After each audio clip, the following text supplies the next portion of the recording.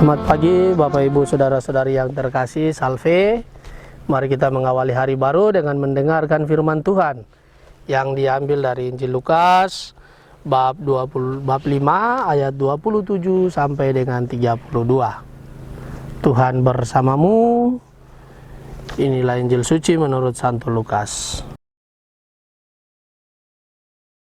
Sekali peristiwa Yesus melihat seorang pemungut cukai yang bernama Lewi sedang duduk di rumah cukai. Yesus berkata kepadanya, "Ikutlah aku." Maka berdirilah Lewi dan meninggalkan segala sesuatu lalu mengikuti dia. Lalu Lewi mengadakan suatu perjamuan besar untuk Yesus di rumahnya. Sejumlah besar pemungut cukai dan orang-orang lain ikut makan bersama-sama dengan dia. Orang-orang Farisi dan ahli-ahli Taurat bersungut-sungut kepada murid-murid Yesus, "Mengapa kamu makan dan minum bersama-sama dengan pemungut cukai dan orang berdosa?" Lalu jawab Yesus kepada mereka, "Bukan orang sehat yang memerlukan tabib, tetapi orang sakit. Aku datang bukan untuk memanggil orang benar, tetapi orang berdosa, supaya mereka bertobat." Demikianlah sabda Tuhan.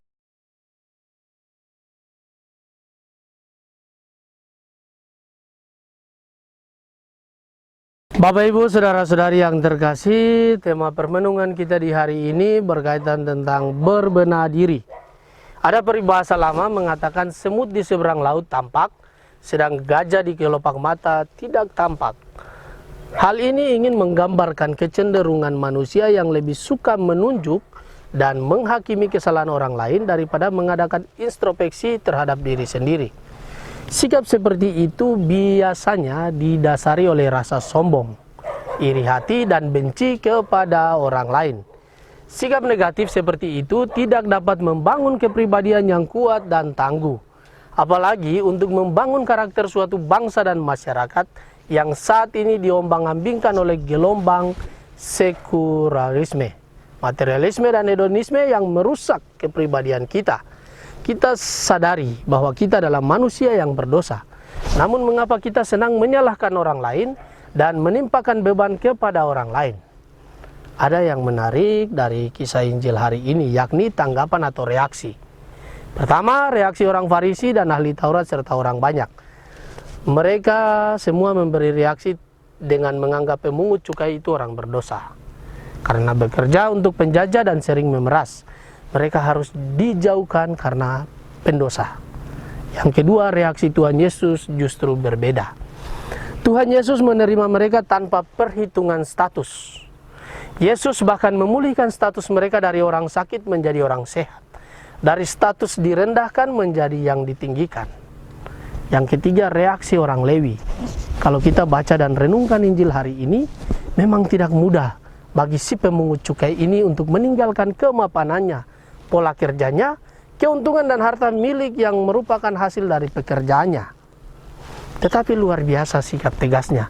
Bukan hanya itu, Lewi pun mengundang Yesus makan di rumahnya. Panggilan Tuhan membutuhkan jawaban berani dan komitmen tegas dari pribadi diri kita. Bapak Ibu Saudara-saudari yang terkasih, Yesus sebagai orang Yahudi tentu mengerti kehidupan dan tradisi dalam masyarakat Yahudi. Yesus dan para murid tentunya tahu bahwa pemungut cukai merupakan orang yang dibenci masyarakat dan dianggap sebagai pendosa. Akan tetapi Yesus dan juga para muridnya justru makan bersama dengan mereka. Inilah penyebab ahli Taurat dan orang Farisi bersungut-sungut kepada murid Yesus. Kemudian Yesus menanggapi mereka dengan mengatakan, "Bukan orang sehat yang memerlukan tabib, tetapi orang sakit. Aku datang bukan memanggil orang benar, tetapi orang berdosa, supaya mereka bertobat." Secara universal, jawaban Yesus ini merupakan gambaran tugas perutusannya sebagai kepenuhan wahyu karya keselamatan yang telah dijanjikan kepada umat manusia. Di samping itu, jawaban Yesus juga merupakan sindiran bagi orang Farisi dan ahli Taurat karena merasa diri paling benar. Mari kita berbenah diri dengan menyadari sikap kita yang sering menganggap diri lebih dari saudara-saudari kita. Semoga rahmat Tuhan selalu menyertai kita. Amin. Marilah kita berdoa. Tuhan, Pagi ini kembali kami naikkan syukur dan permohonan. Terima kasih sudah menjaga kami saat tidur maupun bangun. Terima kasih untuk udara sejuk dan segar pagi ini. Bukalah mata hati kami, mampukan kami memandang kemurahan dan karya-Mu, serta memuji dan memuliakan-Mu melalui pekerjaan dan pelayanan kami hari ini.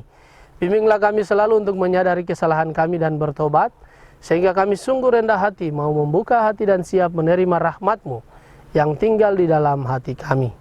Kristus terang dunia, berkatilah keluarga-keluarga kami, jadikanlah kami alat kasih-Mu, dan pantaskanlah kami menjadi hamba-Mu yang setia. Amin. Tuhan bersamamu, berkatalah yang kudus tercurah atas kita semua, atas orang-orang yang kita kasih dan kita doakan, atas aktivitas kita sepanjang hari ini, Bapa dan Putra dan Roh Kudus. Amin.